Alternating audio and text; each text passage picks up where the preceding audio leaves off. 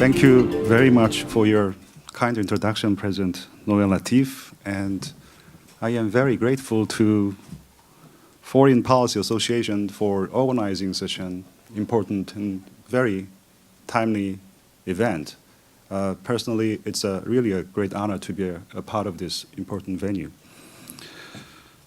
To be honest, speaking in front of such an informed and intelligent audience is always a little bit overwhelming, to be honest with you. What I'm going to talk about today for next 10 to 12 minutes is political and security relations between the two countries. I'm going to cover political and security aspects of the relationship between the two countries and I'm sorry, that level. Minister Kim Jong-un will be talking about trade and economic relations, so it's going to be a bit of like a tag team match between us. So first, I'm going to talk about the status of the political and security relations between the two countries. And then I'm going to talk about burden sharing issue. I'm not going to spend too much time on this, but this issue has surfaced during the campaign of Mr. Donald Trump. So I'm going to talk a little bit. I'm not going to spend too much time, but I certainly thought that it needed to be addressed. It needed a bit of clarification. And then I'm going to talk about the advantages of the alliance to the United States, because this issue also has surfaced during the campaign of Mr. Donald Trump. He sort of portrayed the alliance as if the alliance is serving the interests of South Korea and South Korea only. But I have very little doubt that the alliance is of mutual benefit to both countries. So I'm going to talk about, this alliance thing. What's really in it for the United States? What's really in it for us? And then I'll talk about some of the issues that could be challenging to both countries. Although the relationship between the two countries is in good shape, I'm pretty sure that there will be a number of challenges and issues that could be very challenging to both countries in years to come. So I'm going to talk a little bit about some of the issues and differences between the two countries that needed to be ironed out in years to come.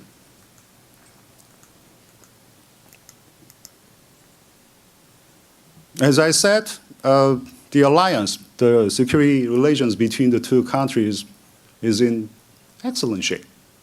But the alliance, after the Cold War, the security relations between the two countries after the Cold War was going through a bit of tough time. Why? Because in order for an alliance to be viable, you got to have threat perceptions that are convergent with each other. But the end of the Cold War meant evaporation of that common threat perception. So the alliance was going through difficult times after the Cold War because of divergent threat perceptions to North Korea. Threat perception to China was different. So there was a lot of soul searching on the part of both countries. But somehow the two countries were able to weather out the difficult times, and the alliance successfully transformed into global, value-based, and very comprehensive alliance partnership. Years ago, it was mostly security relations between the two countries, but now the task of the alliance is very comprehensive. So in recent years, both countries have been very reliable partners, have been working very close together with each other on and off the peninsula on a number of issues. Not just traditional security issues, but also on what we call non-traditional security issues, such as how we can fight against international terrorism, how we can fight against international piracy, how we can protect security on cyberspace, how we can better deal with global warming, fight against environmental degradation, how we can deal with new types of epidemics, like SARS, you know. So the task of the relationship, alliance relationship, has become very, very comprehensive. And once again, the relationship has matured, and some people say that the relationship between the two countries can't be any better than this. But this doesn't mean that we can take this good relationship for granted, because I believe the leadership transition periods could put this good relationship to the test. You have presidential elections scheduled early next month, right? That's November 8th. And we do have presidential election, which will be taking place in December next year. So this leadership transition period could test the durability of the relationship between the two countries. And I already sense the relationship has been under some strain. Maybe, I'm not really a man of partisan nature. I don't really have, this is your election, not our election, right? I don't really have any strong partisan identification with the Democratic Party or Republican Party. If I were in the US, if I were an American citizen, I would be probably swing voter. But this year, the election has been really, really strange. So to be honest with you, Mr. Trump's candidacy, nomination in and of itself has done some damage to the alliance partnership between the two countries.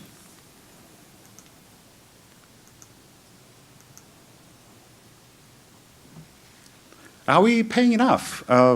Mr. Trump saying that South Korea is making a lot of money these days. Hyundai, Samsung, it's like a money-making machine. But what South Korea is paying is like peanuts. South Korea is only paying peanuts for the alliance. Is it really true? In 2016, South Korea is paying about $900 million. And that covers about half of the entire cost of stationing US forces in Korea. $900 million, peanuts? I don't think $900 million is peanuts by any measure. And Korean share has been steadily increasing in recent years, as you can see in this graph. And as I said, our contribution covers about a little over 50% of the entire cost of stationing US forces in Korea. And if you factor in a number of indirect costs, our contribution, our share, sorry for the, it's a mechanical error. So it's, if we factor in a number of indirect costs, because the US forces are exempt from paying fees for using ports and airports and so on and so forth. So if we factor in those indirect costs, our contribution, our share goes up to about 65% here. Once again, I'm sorry, technical difficulty here. Among three countries, among three alliance partners of the United States, Japan, South Korea, and Germany, our contribution is probably the highest in terms of its share in GDP. In terms of its share in defense budget, Japan's contribution is the highest. But we all know that Japan still pays very little for defense budget. Okay, so in terms of contribution, our contribution in terms of its share in GDP is the highest among three alliance partners of the United States.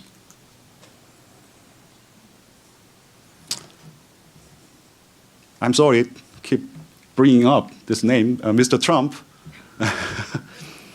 taking great pains to portray the alliance as a mechanism with which the U.S. single-handedly defend South Korea. But as I said, there is very little doubt, I have very little doubt that the alliance is of mutual benefit to both countries. I mean, that is, why the alliance was able to be resuscitated in the first place, because both countries came into an agreement that resuscitating, rejuvenating alliance serves interests of both countries. So at the peninsula level, why is it important for the United States to keep supporting the alliance? Because we all know that North Korean threats is no longer a threat to South Koreans only because of the ever-increasing weapons capability, nuclear weapons capability and missiles capability. These missiles, what we call intercontinental ballistic missiles, they are working on it.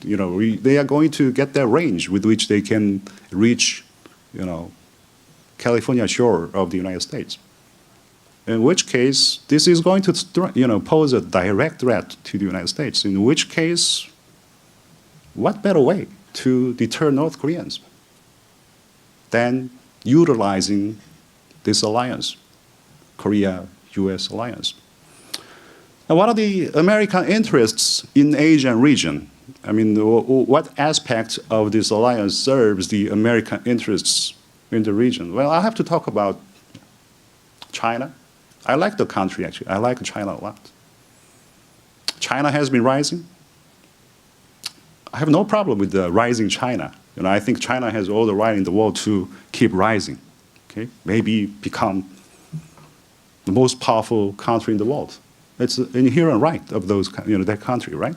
But one thing about rising China is that it has created strategic uncertainties in this very, very volatile region of the world. And they are trying to sort of rewrite the region's order to their liking. But we don't know what kind of regional order that they are envisioning. I don't know why they keep working on these land reclamation projects in South China Sea. There was this verdict came out from International Court of Arbitration, but they don't listen. So, we want to keep this norm-based, regional order in Asia, but I am a little bit skeptical of the order that China is envisioning at this stage. Okay? So we want the US in. And together, we like to keep this region's volatile balance of power in favor of the United States. That is the utility of this alliance, and that serves the interests of the United States. Similarly, at the global level, we all know that this existing international order, norm-based international liberal order, was created and maintained by the United States, right? And yeah, of course, there are flaws and deficiencies always. But what is the alternative, really? What is the alternative to this liberal, norm-based international order? Chinese at times talk about Beijing consensus vis-a-vis Washington consensus. Yeah, liberal democracy, participatory electoral democracy. Yeah, it's just one way of doing democracy, they say. Yeah, I attended this conference years ago, not long ago, a couple of years ago. Chinese scholar came to me with this idea of deliberative democracy. Deliberative democracy. What the hell is that? I asked him. He told me, well, because we deliberate. Stakeholder people, these smart people, wise people, they always come together when there is a certain issue, and after long hours of deliberation, we come to an agreement. So it's a part of democracy. So electoral democracy, participatory democracy, isn't the only way of doing democracy. Our way of doing democracy is also democracy because we spend a lot of time contemplating, deliberating on a certain policy issue. And I was like, well, is that really democracy? I still think the election is a necessary ingredient of any kinds of democracy. So, yeah, you created this order, and you try to maintain this order. And if you want to continuously maintain this, strengthen this rule-based, norm-based liberal international order, you need a like-minded country like South Korea. You know, South Korea really, think about it, is a test case for your policy to promote liberal democracy abroad, your policy to encourage development abroad. You think about Korea. Korea is the most viable democracy in Asia. With your help, with your help. South Korea, after the Korean War was over, we started from heap of ash after the Korean War was over. We received a lot of foreign aids, a lot of aids from your country. Now we have grown this far. You know, now we are like about 10th economy in the world with your help, with your help. Now we are the first country in world history that has become a donor country from recipient country. So it's a test case for your policy to promote democracy, policy to encourage development. Foreign aid policy works. Policy to promote democracy works. With the right mixture of incentives and strong leadership from these target countries, these policies could work. So the existence of the alliance, you know, South Korea, you know, out there with you is really the true value of the relationship between the countries, or alliance is really it's not just about military strategy. I think the true value of the alliance partnership between the two countries is global, and it's really, really political.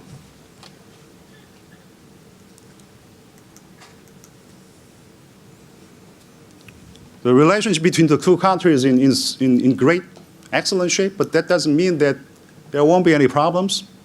In years to come, I think there will be a lot of issues that require close coordination and timely consultation between the two countries. Okay? I think China question is still there because the U.S. wants South Korea to do more in terms of dealing with China. But at times, South Korea dithers. Why? Because we are in this location. We are located in this geopolitical position where we will have to maintain good relations with the Americans and also with China to a certain extent. So the U.S. wants us to do more in terms of dealing with China, but sometimes South Korea has been reluctant, such as South China Sea issue. Okay? So a number of China-related questions will arise down the road in years to come, and that need a close consultation and timely coordination. And also there is a Japan question, because the U.S. wants South Korea to do more in cooperating with Japan in a host of security issues, and rightfully so. Given the gravity of North Korean threats, South Korea will have to cooperate more with Japan, but this has been politically very, very sensitive issue in Korea. So sometimes we hesitate because of still lingering memories of those colonial wars, historical ill feelings, unresolved territorial disputes over this tiny little no man's island known as Dokdo. And also comfort women issue. It's not really comfort women issue. It's really, to be brutally honest with you, it's sex slave issue, sex slave. Okay? So we think that Japan will have to come clean about these history issues and Japan think that they already have done enough about these history issues. So the Japan issue will be continuously a challenging issue between the two countries, I mean, the United States and South Korea. And North Korean issue as well, North Korean, because both countries, US and South Korea, realize North Korean nuclear weapons and missiles pose grave threats to both countries now. But I'm not really sure sometimes whether we are on the same page as to how we should deal with these North Korean nuclear weapons and missiles problems. We both agree that we will have to strengthen sanctions, maintain and then strengthen sanctions against North Korea. But sometimes I wonder whether both countries agree that the objective of the sanction is the same. You know, whether two countries are working on conditions to reopen dialogue. I mean, both countries agree that we will have to, by strengthening this sanctions regime, we will have to bring a fundamental change in their regime behavior. But how are we going to measure fundamental change? What will be the signs? What will be the indicators for that behavior regime? And I think the South Korean government has raised the bar a little too high, but you know, the bar, I think the U.S. has this bar a little lower here. I don't know. Correct me if I'm wrong. Yeah, so there are number of issues that needed to be ironed out down the road. But I can think of three: China problem and Japan question, and how we can deal with the North Korean nuclear weapons issue. Those will be very, very challenging issues that need close consultation and cooperation down the road in years to come. I can think of many other issues, but let me pause here, and maybe we can talk more about these issues during answers and questions session. Thank you very much. Thank you.